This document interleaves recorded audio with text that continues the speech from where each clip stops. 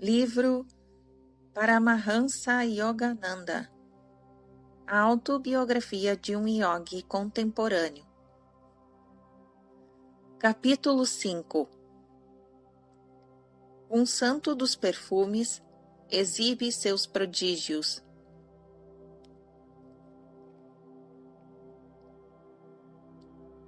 Tudo tem sua época, e há um tempo determinado para todo o objetivo sob o céu. Eclesiastes, número 3, versículo 1.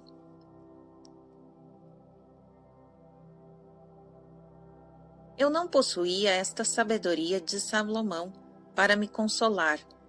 Meus olhos procuravam insistentemente, em qualquer excursão longe de casa, divisar a face do guru a qual eu estava destinado. Meu caminho, entretanto, não se cruzou com o dele antes do término dos meus estudos secundários. 2 anos transcorreram entre minha fuga ao Himalaia com o Amar e o dia extraordinário em que conheci Yukteswar apareceu em minha vida. Nesse lapso de tempo, conheci vários sábios, o santo dos perfumes, o Shawasmi Tigre, Negandra Net Baduri, o mestre Mahasaya e o famoso cientista bengali Jagannadh Chandra Bose. Meu encontro com o santo dos perfumes teve 2 preâmbulos, um harmonioso e outro humorístico. Deus é simples. Tudo o mais é complexo. Não procure valores absolutos no mundo relativo da natureza. Estas verdades últimas da filosofia chegaram com suavidade aos meus ouvidos quando eu permaneceria silencioso num templo perante a imagem de Kali. Observação número 43. Kali representa o princípio eterno e imanente da natureza. É corporificada tradicionalmente numa figura feminina de 4 braços, alcançando-se sobre a forma deitada e inativa do deus Shiva ou o infinito. Porque as atividades da natureza ou do mundo dos fenômenos nascem do espírito latente.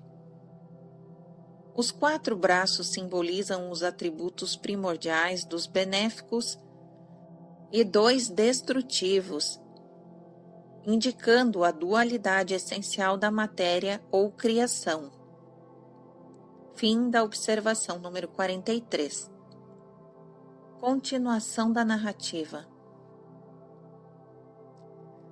Virando-me, deparei com um homem alto, cujo traje, ou antes, cuja ausência deste, denunciava o sadhu errante. O Senhor penetrou realmente na perplexidade dos meus pensamentos. Eu lhe sorri agradecido. Cabeças mais sábias que a minha têm ficado embaraçadas ante o enigma da natureza, onde se confundem aspectos benignos e terríveis simbolizados por Kali. Poucos desvendaram o mistério dela. O bem e o mal são enigmas desafiadores que a vida coloca perante cada inteligência, à maneira da esfinge. Sem atingir uma solução, a maioria dos homens paga a multa com a sua vida, a pena máxima hoje, como nos dias de Tebas. Só aqui e ali, uma alterneira figura solitária nunca se dá por vencida.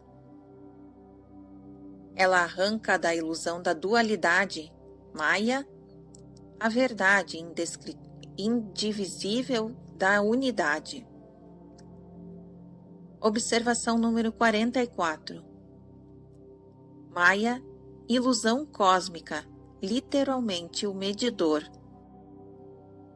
Maya, poder mágico na criação, faz que aparentemente se apresentem limitações e divisões no limitável e indivisível. Emerson escreveu o poema seguinte sobre Maia, que ele grafava a mais.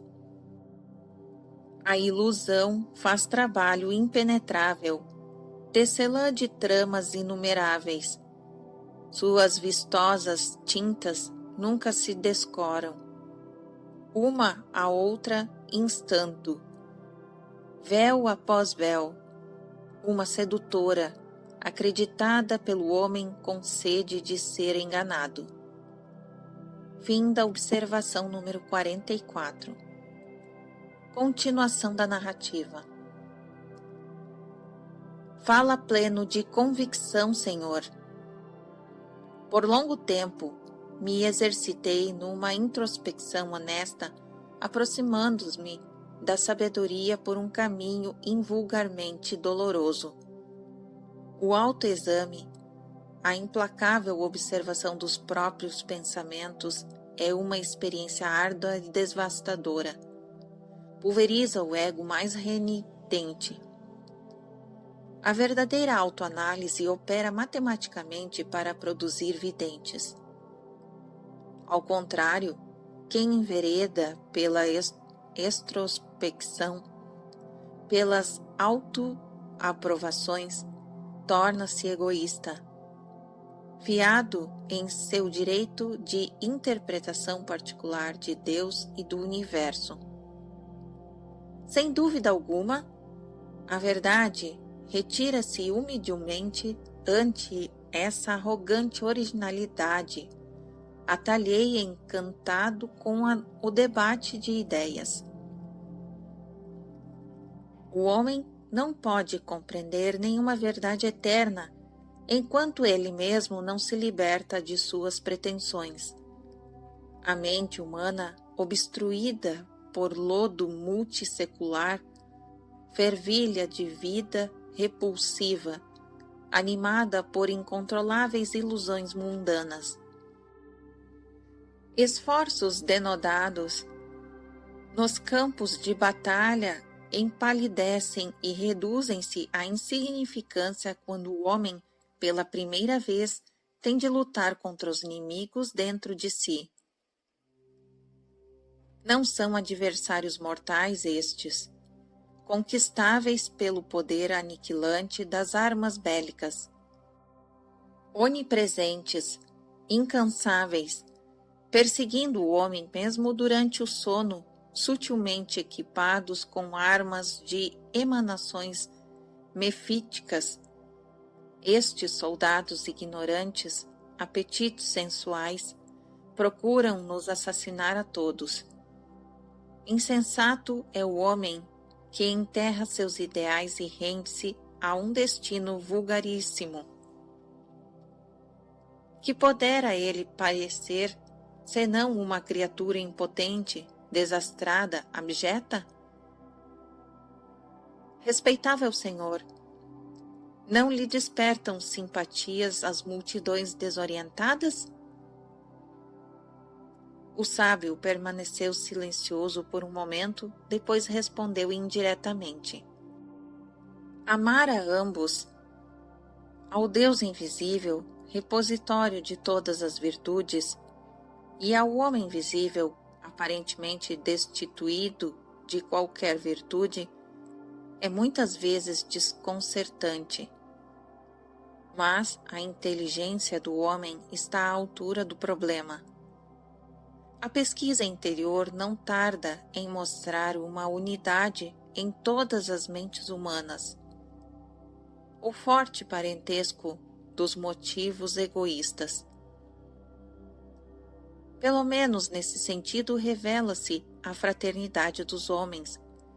Uma assombrosa humildade segue-se a este descobrimento nivelador.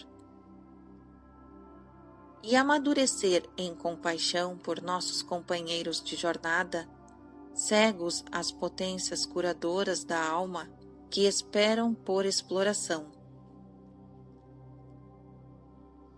Os santos de todas as épocas, Senhor, sentiram essa mesma piedade pelas dores do mundo? Somente o homem superficial perde a receptividade às aflições do próximo, à medida que submerge em seu próprio e estreito sofrimento. A face austera do sadhu suavizara-se notavelmente. Quem toma o escapelo, a prática, o dissecar de si mesmo, experimenta uma expansão de piedade universal. É aliviado das demandas ensurdecedoras do seu ego. O amor a Deus floresce em semelhante solo. A criatura volta-se finalmente para o seu Criador, senão por outro motivo, ao mesmo para perguntar com angústia: Por que, Senhor? Por que, Senhor? Através das ignóbeis chicotadas da dor, o homem é conduzido afinal à presença infinita, cuja beleza deveria ser a única e fasciná-lo. O sábio e eu nos encontrávamos no templo de Kalighat, em Calcutá, onde eu fora para conhecer sua famosa magnificência. Com um gesto de varrer os arredores, meu companheiro ocasional declarou dispensável aquela respeitabilidade artística. Tijolos e argamassa não nos cantam audíveis melodias. O coração abre-se apenas ao cântico do ser humano. Vagávamos à entrada do templo, à luz convidativa do sol. Uma multidão de devotos entrava e saía. Você é jovem. O sábio examinou-me pensativamente. A Índia também é jovem. Os antigos rishis estabeleceram padrões indestrutíveis de vida espiritual. Observação número 45. Os rishis, literalmente videntes, foram os autores dos Vedas em antiguidade indeterminável. Continuação da narrativa. Seus encanecidos aforismos bastam os nossos dias e a nossa terra. Preceitos disciplinares ainda modelam a Índia, sem jamais terem sido afetados pela moda e sem necessidades de adulteração para enfrentar os ardes do materialismo. Durante milênios, mais numerosos do que os especialistas embaraçados se dão ao trabalho de calcular, o tempo cético revalidou o mérito dos Vedas. Faça deles a sua herança. Ao me despedir respeitosamente do eloquente sadhu, ele me revelou algo do que sua clarividência percebera.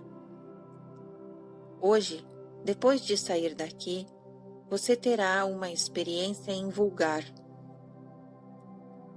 Abandonei o recinto do templo e segui perambulando sem objetivo. Ao virar uma esquina, deparei com um velho conhecido, um dos tipos cujos poderes de elocução ignoram o tempo e abraçam a eternidade. Permitirei que vá embora logo.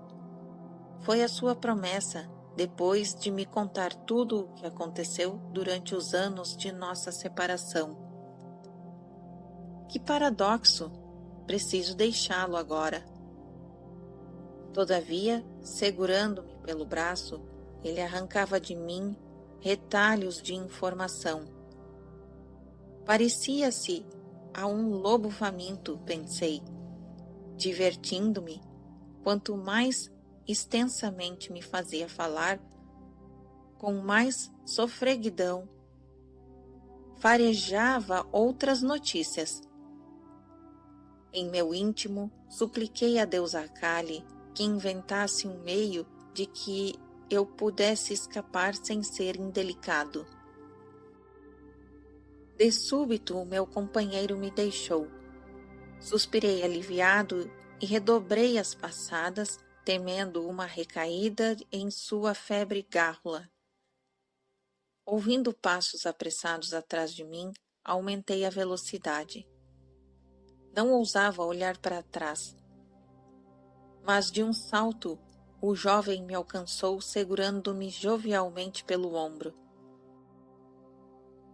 Esqueci-me de falar para você sobre Gandababa, o santo dos perfumes. Aquela casa tem a honra de hospedá-lo. E apontou para uma moradia próxima. Não deixe de ir vê-lo, é interessante. Terá uma experiência vulgar. Adeus. E desta vez ele realmente me deixou. A predição do Sadhu expressa com as mesmas palavras o templo de Kalighat. Fulgurou em minha mente. Intrigado, entrei na casa e fui introduzido numa espaçosa sala de recepção. Uma multidão de gente estava sentada à maneira oriental, aqui e ali, sobre o espesso tapete alaranjado. Um murmúrio de temor respeitoso chegou aos meus ouvidos. Eis aqui Gandababa, sobre a pele de leopardo. Ele pode dar o perfume natural de qualquer flor e pétalas que não tenham aroma, revivificar uma corola murcha ou fazer a pele de uma pessoa exudar uma fragrância deliciosa. Observei diretamente o santo. Seu rápido olhar pousou no meu. Homem gordo, ele tinha barba, pele escura e grandes olhos brilhantes. Vê-lo, filho, me dá prazer. Diga o que deseja. Gostaria de algum perfume? Para quê? Sua pergunta me pareceu um tanto infantil. Para experimentar perfumes obtidos de maneira miraculosa? Competindo com Deus em fazer perfumes? Que tem isso? Deus fabrica perfumes com ou sem competidores. Sim, mas ele modela frascos de pétalas fragílimas para uso temporário. Pode o Senhor materializar flores? Sim, eu, porém, costumo produzir perfumes amiguinhos. As fábricas de perfume irão à falência. Permitirei a elas que mantenham o seu comércio. Meu único propósito é demonstrar o poder de Deus. Senhor, é necessário provar Deus? Não está Ele realizando milagres em todas as coisas e em todo lugar? Sim, mas nós também deveríamos manifestar algo de sua infinita variedade criadora. Quanto tempo lhe custou para dominar sua arte? 12 anos. Para fabricar aromas por meios astrais, parece-me honrado. Sinto que o Senhor andou desperdiçando uma dúzia de anos atrás de fragrâncias que poderia obter por algumas rúpias em qualquer floricultura. Os perfumes desaparecem com as flores. Os perfumes desaparecem com a morte. Por que deveria eu desejar aquilo que satisfaz apenas o corpo? Senhor filósofo, sua inteligência me satisfaz. Agora, estenda a sua mão direita. Ele me fez um gesto de bênção. Eu me encontrava a alguns passos de distância de Gandhababa, e nenhuma outra pessoa se achava suficientemente próxima para alcançar o meu corpo. Estendi a mão, que o iogue nem sequer tocou. Que aroma você deseja? Rosas. Assim seja. Para a grande surpresa minha, o encantador perfume de rosas brotou intenso da palma da minha mão. Sorridente, retirei uma grande flor branca inodora de um vaso próximo. Essas pétalas sem fragrância podem ser impregnadas com jasmim? Assim seja. O aroma do jasmim evolou-se instantaneamente da flor. Agradeci ao autor dos prodígios e sentei-me junto a um de seus discípulos. Este me informou que Gandhababa, cujo nome próprio era Vishuddhananda, aprendera muito espantosos segredos yogis de um mestre no Tibete. Asseguraram-me que o yogi tibetano atingira idade superior a 1000 anos. Seu discípulo, Gandhababa, nem sempre opera demonstrações aromáticas, empregando a simples forma verbal conforme você agora assistiu. O estudante referia-se a seu mestre com óbvia admiração. Sua conduta difere amplamente segundo a diversidade de temperamentos das testemunhas. Ele é maravilhoso.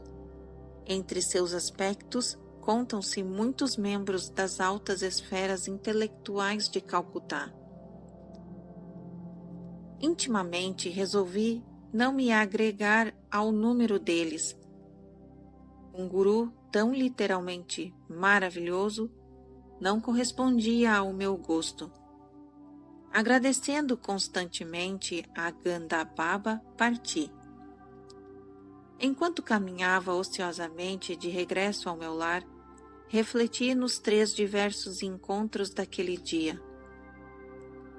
Minha irmã Uma saudou-me à entrada da nossa casa em Gurpar Road. Que requinte o seu, usando perfumes agora? Sem dizer palavra, ofereci minha mão ao seu olfato. Que atraente fragrância de rosa! É inusitadamente forte. Pensei comigo que era antes fortemente inusitada. A seguir, em silêncio, coloquei a flor astralmente perfumada sobre as narinas de Uma. Oh, eu adoro jasmim! Ela pegou a flor e seu rosto espremia confusão burlesca enquanto repetidamente aspirava o aroma de jasmim de um tipo de flor que ela sabia muito bem ser inodora. A sua reação desfez minhas suspeitas de que Gandhababa me houvesse induzido a um estado de autossugestão, no qual somente eu pudesse perceber os perfumes. Mais tarde, ouvi de um amigo, Alakananda, que o santo dos perfumes tinha o poder que eu desejaria que fosse possuído pelas multidões famintas do mundo. Eu estava presente, com umas centenas de outros convidados na casa de Gandhababa, em Budwan. Contou-me Alakananda. Era uma ocasião de gala. Como o iogue tinha fama de poder extrair objetos do ar, pedi-lhe rindo que materializasse algumas tangerinas, frutas que não se colhiam naquela estação do ano. Imediatamente, estufaram-se os pãezinhos achatados, luxis. Observação número 46. Esses pãezinhos são pães indianos redondos e achatados. Continuação da narrativa. Os pãezinhos luxis visíveis em todas as folhas de banana que serviam os pratos. Cada um dos envelopes feitos de pão escondia uma tangerina descascada. Provei a minha com certo receio, mas achei-a deliciosa. Anos mais tarde, mediante a realização interna, compreendi como Gandababa efetuava suas materializações. Infortuniadamente, o método está fora do alcance das hordas famintas do mundo. Os diferentes estímulos sensoriais a que o homem reage, tátil, visual, gustativo, auditivo e olfativo, são produzidos por variações vibratórias nos elétrons e prótons. As vibrações, por sua vez, são reguladas do prana, vitratrons, forças vitais ultra-refinadas ou energias mais sutis que as atômicas. Os vitratrons, por seu turno, são inteligentemente animados pelas 5 ideias que constituem a substância mental, matriz dos sentidos. Gandababa, sintonizando com as forças prânicas por meio de certas práticas de yoga, capacitava-se a dirigir os vitratrons de modo a recombinar a sua estrutura vibratória e, assim, objetivar os resultados pretendidos. Seus perfumes, frutas e outros milagres eram materializações autênticas no mundo vibratório exterior e não sensações internas hipnoticamente produzidas. A prática de milagres, tais como os efetuados pelo santo dos perfumes, é espetacular, mas inútil do ponto de vista da espiritualidade. Não tendo outro objetivo além de simples entretenimento, são digressões numa séria investigação de Deus. O hipnotismo tem sido usado por médicos em operações de menor importância, como espécie de clorifórmio psíquico para pessoas que poderiam ser prejudicadas por anestésicos. O estado hipnótico, porém, é nocível às pessoas a ele submetidas com frequência. Ao seu efeito psicológico negativo, sucede, com o tempo, a degeneração das células cerebrais. Hipnotizar é violar o território da consciência alheia. Observação número 47. Estudando a consciência, os psicólogos ocidentais limitam-se a investigar o subconsciente e as doenças mentais tratadas pela psiquiatria e pela psicanálise. Quase nula é a pesquisa sobre a origem e a forma básica dos estados normais da mente e de suas expressões emocionais evolutivas, um assunto verdadeiramente fundamental, não descurado pela filosofia da Frígia. Nos sistemas de Sankhya e de Yoga, encontram-se classificações exatas dos vários vínculos entre as modificações normais da mente e as funções características de Buddhi, intelecto disseminativo. Ahankara, princípio egoístico, eminas, mente ou consciência dos sentidos. Fim da observação 47. Continuação da narrativa.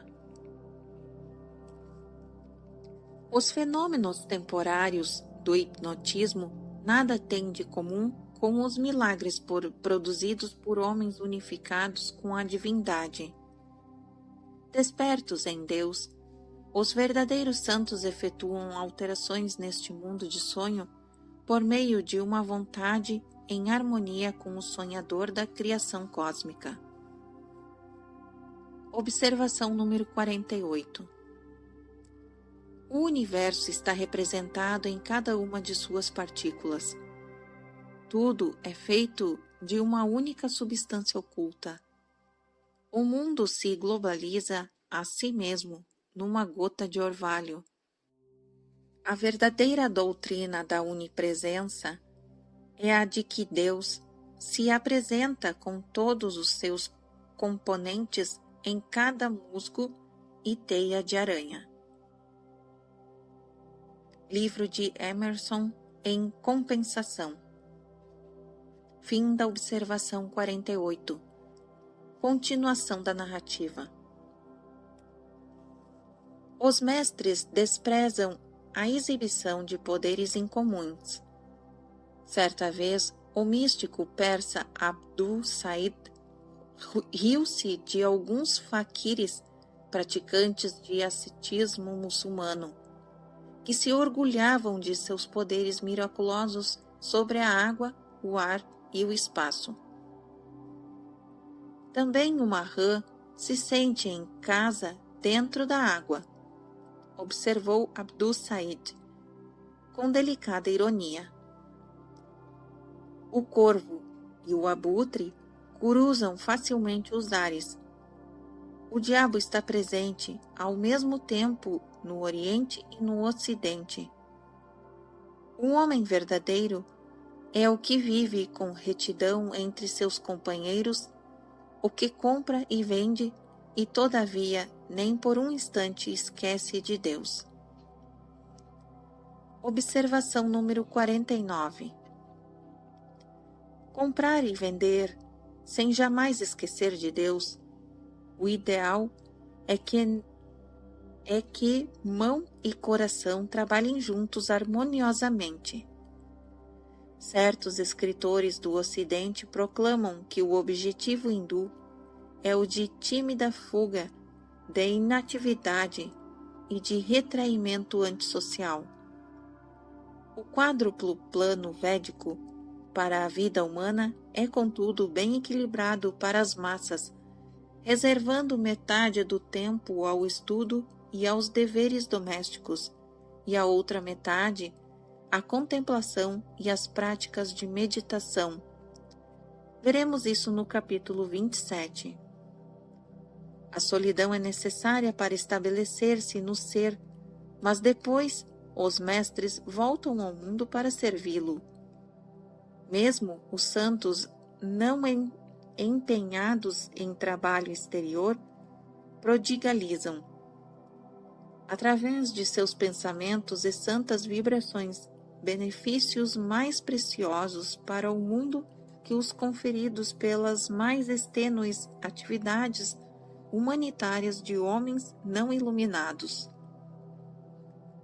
Grandes mestres, cada um ao seu modo e com frequência, arrastando oposições amargas, esforçam-se altruisticamente para inspirar e elevar o próximo. Nenhum ideal religioso ou social hindu é meramente negativo. A palavra ahimsa significa não violência, denominada virtude integral.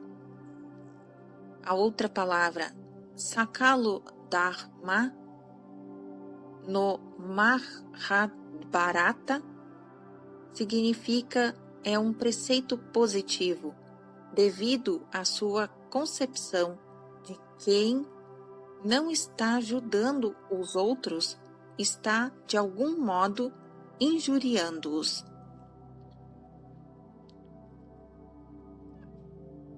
A Bíblia hindu, que é o Bhagavad Gita, número 111,4, versículo 8, salienta que a atividade é inerente à verdadeira natureza do homem.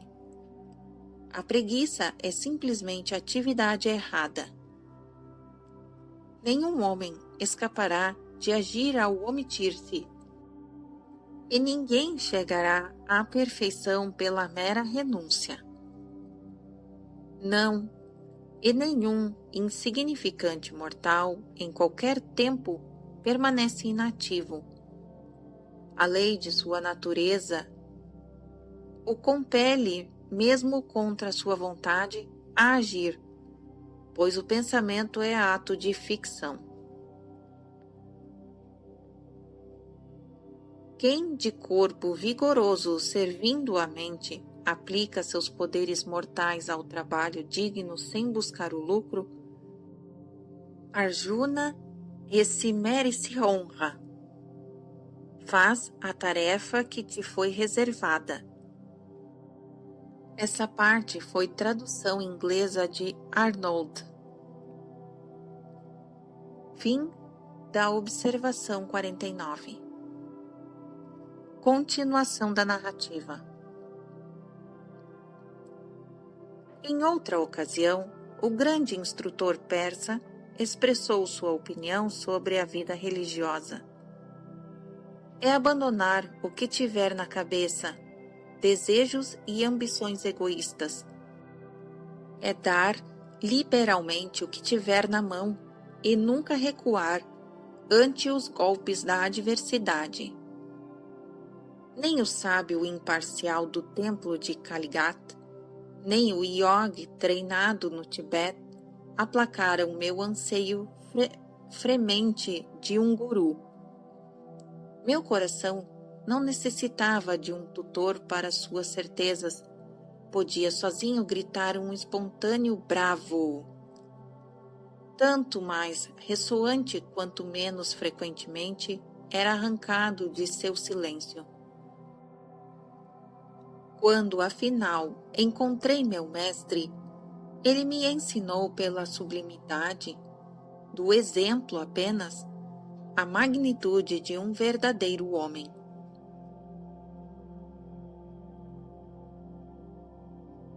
Fim do capítulo 5.